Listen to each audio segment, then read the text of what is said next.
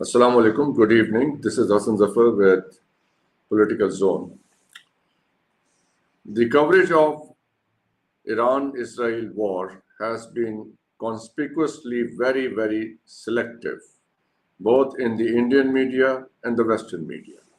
We shall mainly be focusing on Western media in our discussion, and of course, we'll touch upon the way this war has been covered by the Indian media for various reasons. The West is an ally of Israel, so is India, and but at the same time there is a split in public opinion that is emerging from both sides.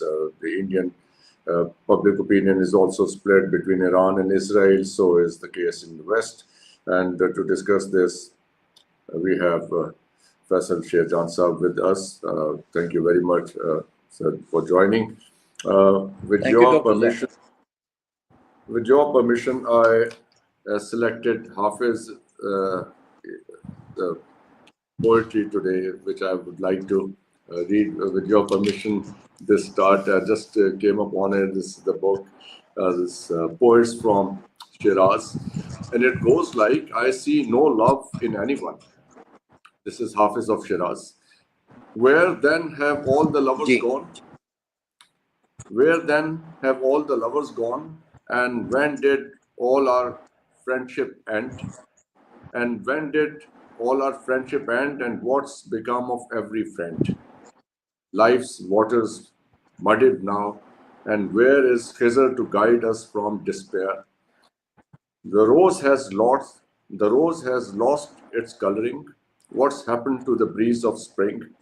100,000 flowers appear, but no birds sing for them to hear. Thousands of nightingales are dumb. Where are they now? Why don't they come? For years, no rubies have been found in stony mines deep underground. When will the sun shine forth again? Where are the clouds brimful of rain? Who thinks of drinking now? No one. Where have the roistering drinkers gone? This was a town of lovers once, of kindness and benevolence. And when did kindness end? Who brought the sweetness of our town to naught? The ball of generosity lies on the field for all to see. No rider comes to strike it. Where is everyone should be there? Where is everyone who should be there? Silence, Hafiz. Silence, Hafiz, since no one knows the secret ways that heaven goes. Who is it that you are asking how? The heavens are revolving now. So this was Hafiz of Shiraz. With this, I think it gives us a good start, a kind of poetic start dedicated to Hafiz of Shiraz. Absolutely. Indian media. Let's begin with the Indian media. Discussion. Acha ji, dekhe, Indian media has a real dilemma, and their dilemma is that they actually want to support Iran, but they can't support Iran. This is the reality of it. Palki Sharma did a whole program on the relationship between Iran and India, and she went all the way back into antiquity, where common shared values,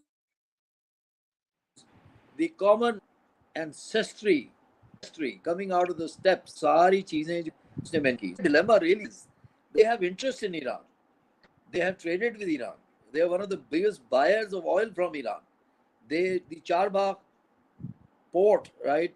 India has a deep interest in it because they want to bypass Pakistan to enter Central Asia, right? So for them, Iran is a critical, regional critical friend that they've always regarded as a friend. They've never regarded Iran as an enemy.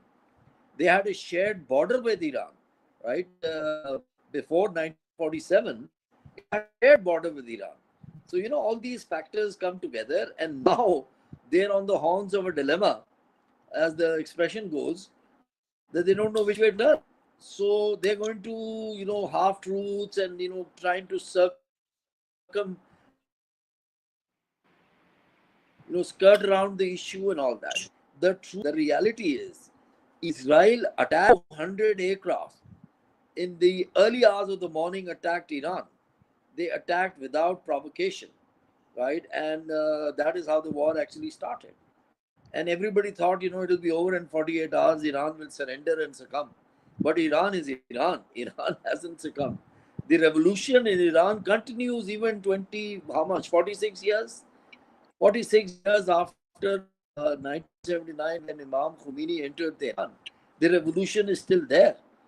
They've attacked a revolution, and you never attack a revolution.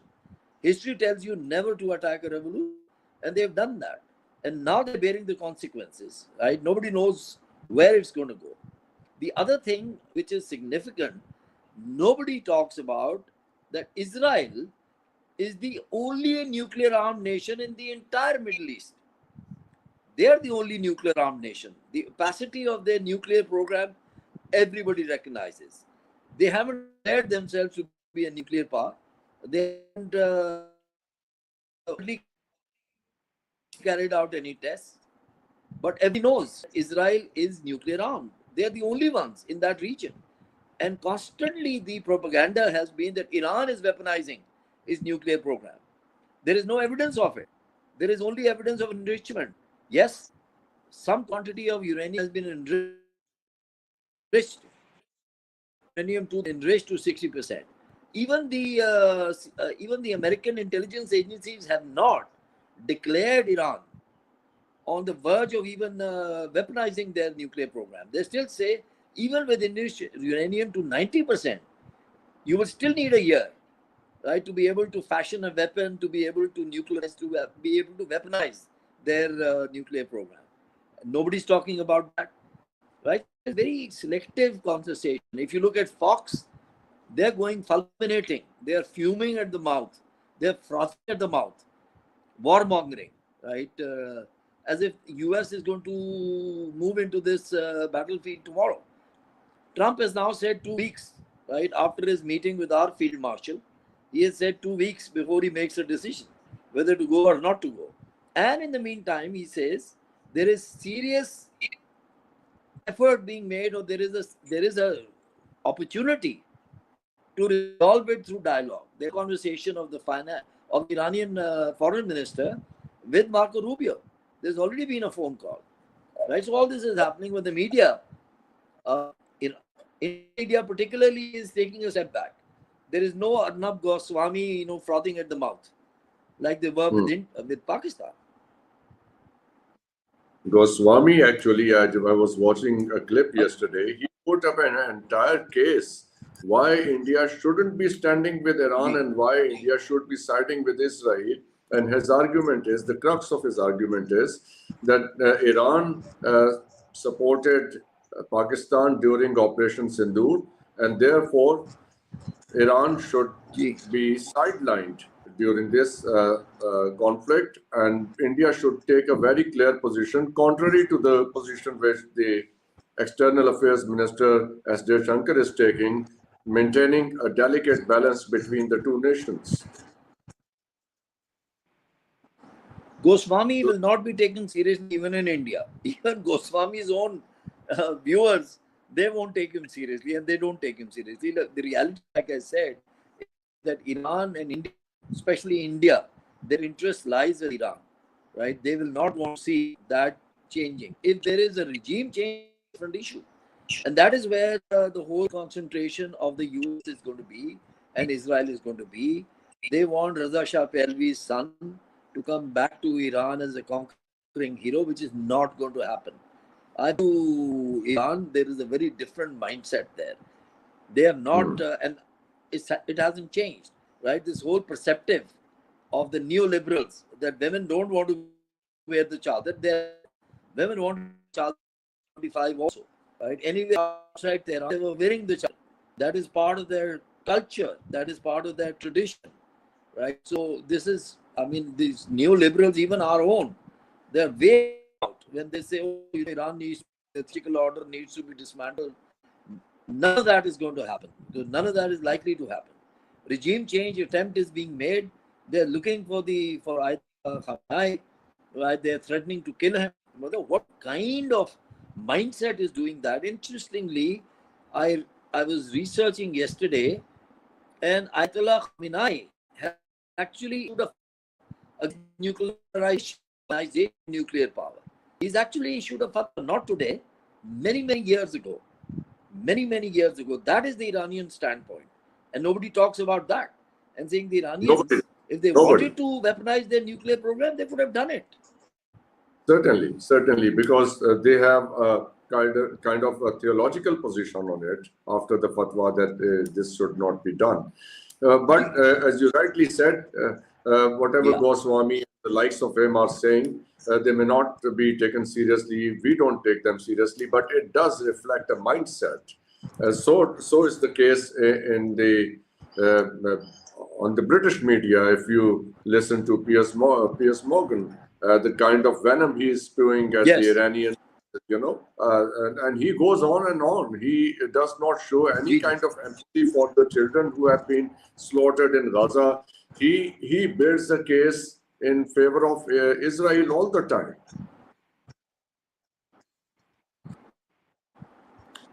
This is neo-colonial thinking, right?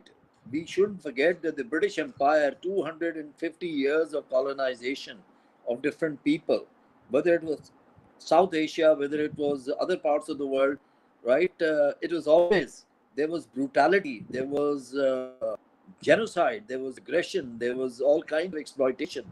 Right? Shashi Tharoor has written multiple books, Era of Darkness and everything, of how the British Empire treated people. People like Piers Morgan are an extension of that thinking.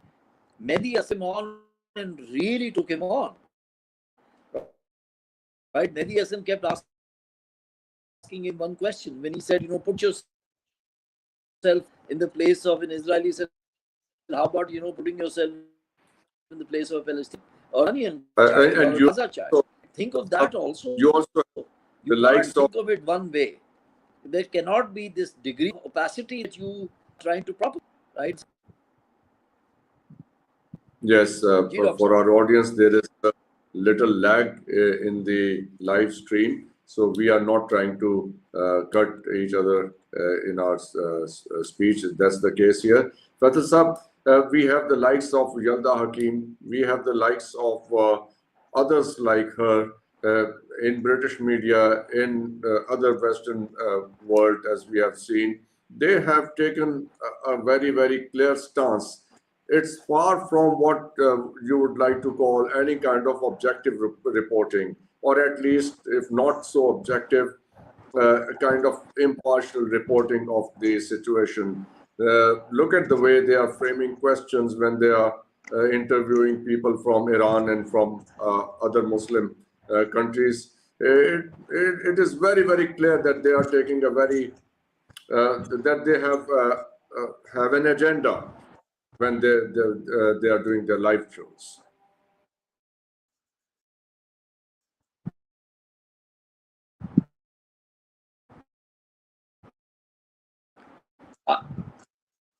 Absolutely. I remember a few years ago when Shah Mahmood Qureshi, as the foreign minister, was being interviewed, and he alluded to the power of money, and he mentioned that, and immediately questioned and said that is an anti-Semitic remark. It wasn't. He was just he was just telling the situation.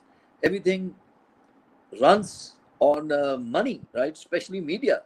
Media nowhere in the world runs on its own without any financing, without any agendas, without any setting of news agendas. There is always somebody setting a news agenda. So that is the reality of it. The only media that is free is what we call citizen journalism. You and me, who don't get paid for anything, and we do it because we are passionate about what we do, right? So we have to get from that context. The newspapers in the UK, the Charter, right, wants it and demands of it that it has to have neutrality, but there is no neutrality. So there is that reality of media that we must be able to filter. We must be able to understand what is being said and why it is being said. That is why it is important, right, to listen to something and then check it out, fact check it. Fact checking is critically important. All of us now have to start doing it, because without fact checking, we won't know what the real truth is. That's right. And you and I may not really entirely agree with the Iranian leadership. We have also had problems with Iran. We even exchanged fires last year. Despite all that, we support Iran because Iran is unjustly attacked. They were sitting at the negotiating table and they were attacked. It was totally unprovoked, as you said in the beginning, and there was no reason to carry out this kind of surprise attack on the part of the Israelis. So that's the position. You stand with a principle. Where is the principle stance in the West? Where is that? But at the same time, we have. So the principal stance is not there. Yes, please. आप आप देखें ना, Scott Ritter देखें. Scott Ritter, in more than one instance, right, I've seen him talk about this and that. You know, he's outside now. Scott Ritter is part of the International Atomic Energy Investigation Team, or let's say the monitoring team. He's an ex-Marine also. He's actually said this will be the unraveling of Israel. People will leave Israel. And he's right, they are leaving Israel because they don't want to live like that. Ask the ordinary Israeli whether he wanted to attack Iran, and you will find out no, he didn't, because he is for himself also. Unless you solve the Palestinian problem, unless you have the two-state solution, which the Abraham Accords also promised, right? Before that, you know, Camp David also promised. You need to do it. You cannot allow Israel, you cannot allow Zionist philosophy and Zionist mindset to prevail, because the world will be a completely unsafe place. You cannot afford a nuclear competition anywhere. You cannot afford to try and attempt to annihilate the whole people. Trump should all do it. What do you Yes, think? and Faisal Saab, in the recent years, Mothers, grandmothers, children, old men, young people, they should leave their homes just because you are threatening them? How is that? exactly. Well, we also have kind of similarities emerging from various It will be parts of your the world. own. For example, the persecution of Urdu in India, because it is the language associated with the Muslims, and the persecution of Russian in Ukraine by Zelensky regime. There are stark similarities you can see on both from the both continents. Russian was Russian-speaking population in Ukraine was targeted. Yes. They were discouraged from speaking Russian. Same is the case in India. Urdu-speaking population is targeted. They are barred from speaking and even learning Urdu.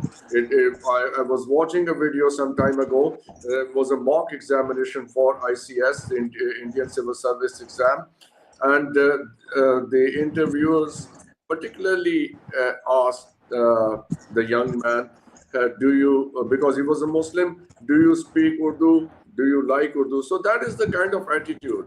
It is not only very racist. It's full of hatred for other cultures, for other languages. So it's a lot deep down. Okay.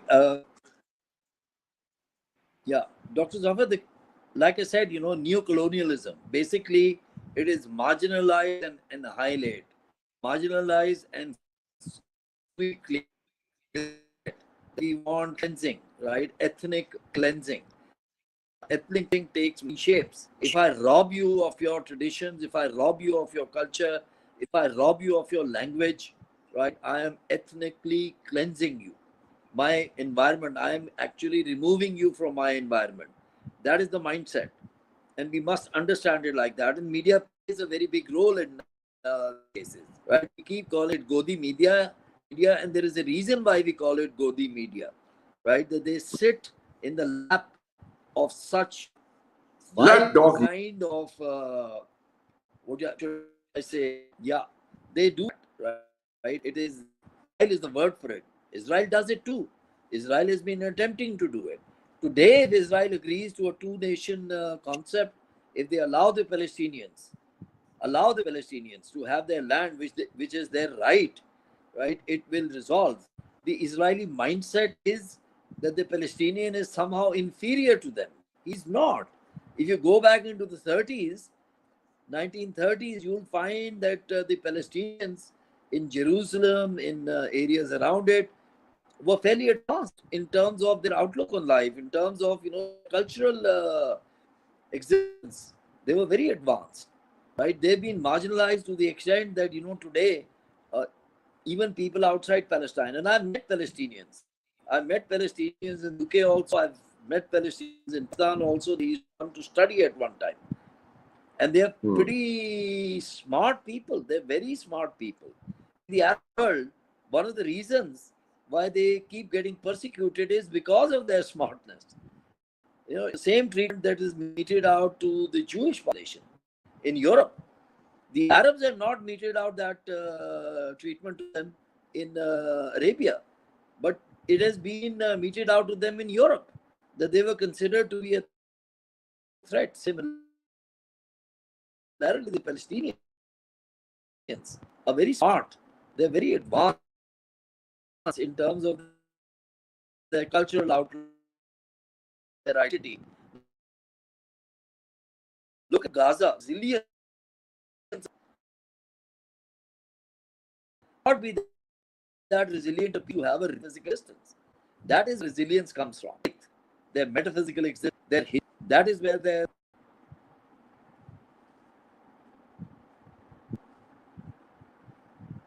Brother sir, your voice is breaking. So that's where we are. It leaves us with no solid doubt or even a very frail doubt about the way the West is positioning itself. And we had a member of British Parliament uh, kind of apologizing to the world and to the Parliament itself that he was standing on the right side of history, and he said today in the Parliament that I am withdrawing of my support for Israel because of what they are doing. Because this time will pass, and the history will determine who was standing on the right side or on the wrong side. And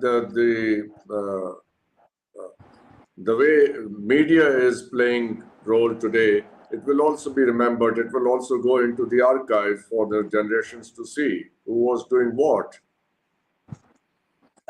absolutely, yeah, absolutely, Dr. Zafar. What I was alluding to earlier was that the mindset, the Israeli mindset of looking at the other, and the other is the Palestinian, right? So they consider them to be inferior in some way, which is not true, which is they're not. And the media also starts to treat them. They hardly mention them. They only mention them in negative, never in positive, right? So we need to look at it from that perspective, and history will be a judge. History is always a judge. And now, with the information flow that is there, history is not too far. History is being documented as we speak. Previously, it used to be that somebody would write an account. Now the account is unraveling in front of us. We need to look at history, both in terms of the vertical chronological timeline, as well as the horizontal side of things. What's happening in what part of the world? What we are I seeing is the remember, dismantling again of Sykes-Picot. yes, and remember the way That the aftermath of the First events of World War. the way 7th October was reported in the Western media as if everything happened out of some vacuum in history. There was a cause and effect story. You kept the entire population of Gaza in an enclave. You caged them. for years. You brutalized them, and every weapon at your disposal you used at an unarmed population for years, for decades. And one day you become a victim. There's Absolutely. no shame left in this world when they put this kind of narrative forward.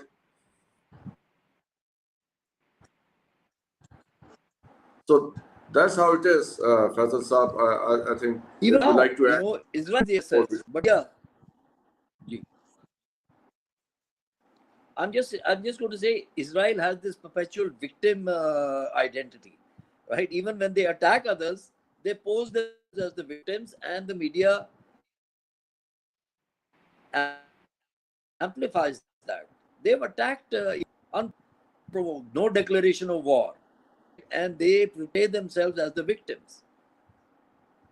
Yes, the anti-Semitism and all that, and the same playbook was bought by the Indians when they started blaming Pakistan for the terror attacks and all that.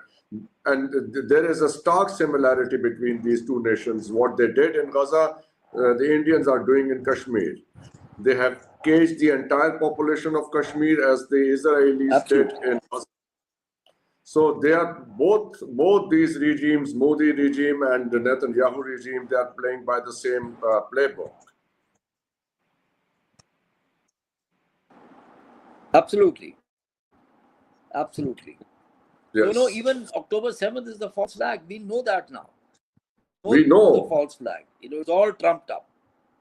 It is all Yes, trumped up, same right? thing And as happened a in consequence, Pahalgam. Same thing you happened have in Mumbai, and they had their run. They had their good time blaming Pakistan all this while by staging these false flags and blaming Pakistan. Thank you, Faisal Saab, for your time today.